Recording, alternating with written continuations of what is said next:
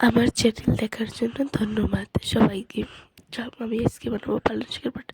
সবথেকে তো পালং শাক ছোটো ছোটো করে দিয়ে কেটে নিয়েছি। কাটার পরে গরম জলে সব পালং শাক দিয়ে দিছি। আর আপনারা বলবেন তো কী আমার নতুন নতুন নতুন ভিডিও বানাচ্ছেন। তারপর ঢেকে দিই, ঢাকনা উঠে দিয়ে দেখি পালং শাক গলে গেছে। গলে যাওয়ার পরে একটা প্লেটে ঠান্ডা করে নিয়ে নিয়েছি। তারপরে মিক্সার গ্রাইন্ডারে দিয়ে ওইটার পিছিয়ে নিয়েছি। আর গরম জল করা কোনদিন ফেলবেন না, ওই গরম জল রেখে দেবেন। আটা যে সময় গন্ধবো সে সময় কামে আসবে। আটাতে আমি দিয়েছি শুকনো লঙ্কা, কাঁচা লঙ্কা, জিরে আর যে পেস্ট করে রাখছিলাম পালং শাকটা দিয়ে ভালো করে মাখিয়ে দেব। মাখানোর পর দেখুন, আর এটা কিন্তু আমাকে গাছেরই পালং শাক, আমাকে ক্ষেতের, আরে তাজা তাজা। তারপরে ছোটো বড় বড় লাড্ডুর মতন করে সব নিয়ে নেব।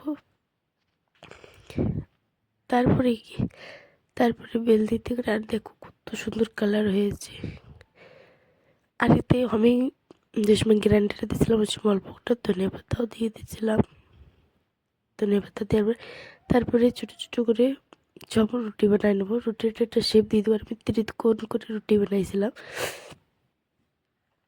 দেখতেই পারছে। আমি ক্রিকেট করে রুটি বানাবো।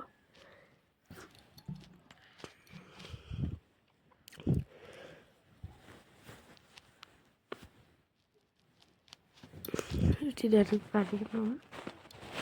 রুটিগুলো আমার বানানি হয়ে গেছে। রুটিগুলো বানানোর পর এখন আমি কড়াইতে তেল দিয়ে দিয়েছি। তেল দেওয়ার পর ভালো করে ভেজে নেব। ভেজে লাল লাল করে ভেজে নিয়েছি। আর সত্যি বলি তোমাদের, খেতে অনেক সুন্দর হয়েছিল।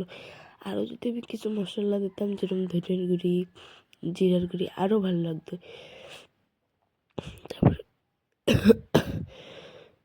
দেখি শাকের জিনিস সব থেকেই প্রোটিন দেয়। এরা বাচ্চারাও খেতে পারবে, বাচ্চাকেও খেতে অনেক ভালো হবে। তারপরে আমি সবকটা একই করে ভেজে নিলাম। তারপরে দেখুন কত সুন্দর কালার হয়েছে।